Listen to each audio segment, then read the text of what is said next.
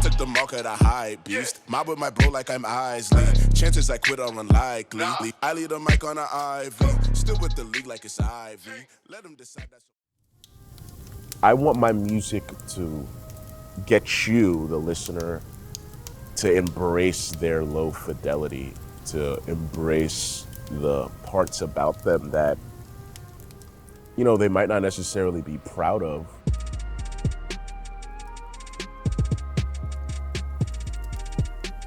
Or aren't the things that will get them a bunch of likes on the internet, or aren't the things that'll get them social currency.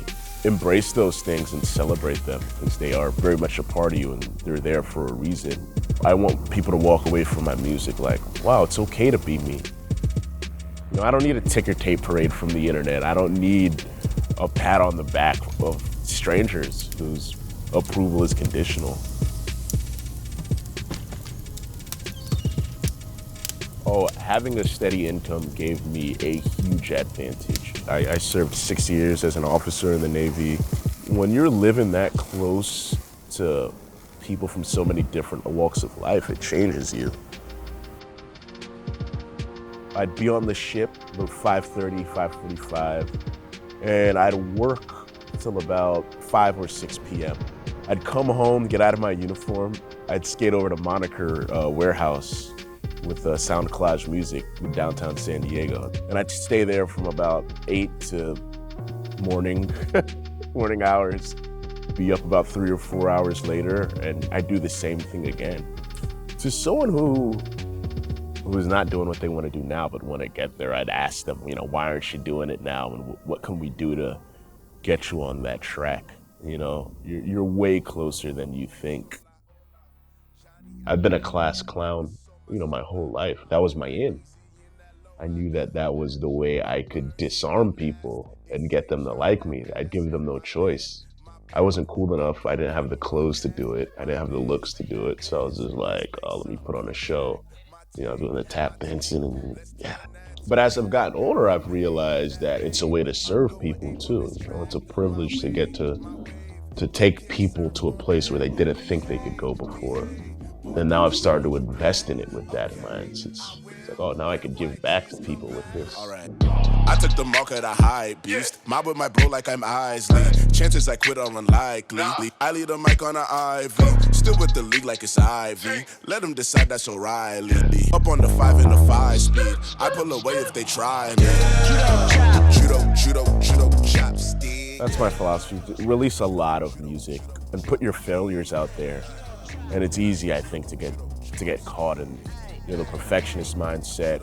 I've seen guys release 3 or 4 albums in the time from my first release to now. You can't name 90% of the music they put out. That 10% is what keeps you coming back.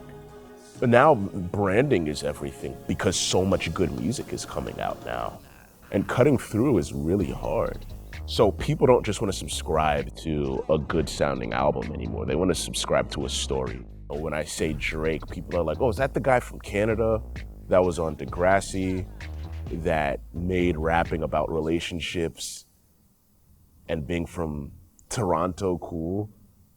And people are like, oh yeah, that's him. But boom, boom, boom, boom, I just told you 4 pillars in his story. And people are like, I'm in.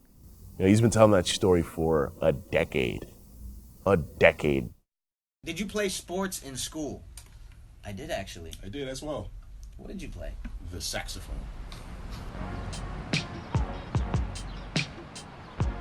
So, 2016, what are you? Hitting #1 indie album was important for me because that's where all of my heroes have charted and have hit #1, you know, at least for a week, but in a seat that Sufjan Stevens had sat in, that Tech 9 had sat in, you know, that Eminem had sat in at one point. Childish Gambino sat in at one point. Chance the Rapper. Getting to sit there, and because of the work I did, for at least a moment, get to be recognized in the same way, get to be received the same way, was really, really cool.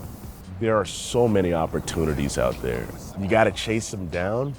The only resource needed to do that isn't money, especially with the internet now. I could direct message 50 people in one weekend or send 100 emails now.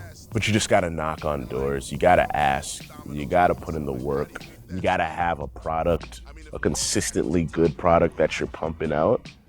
But you do those things, I think it's a matter of time before you get lucky, in my limited experience. Busting in like a wife about to fight a mistress. You should rewind the tape, man, I think you missed it. I brought the flame, close your eyes, make your wishes.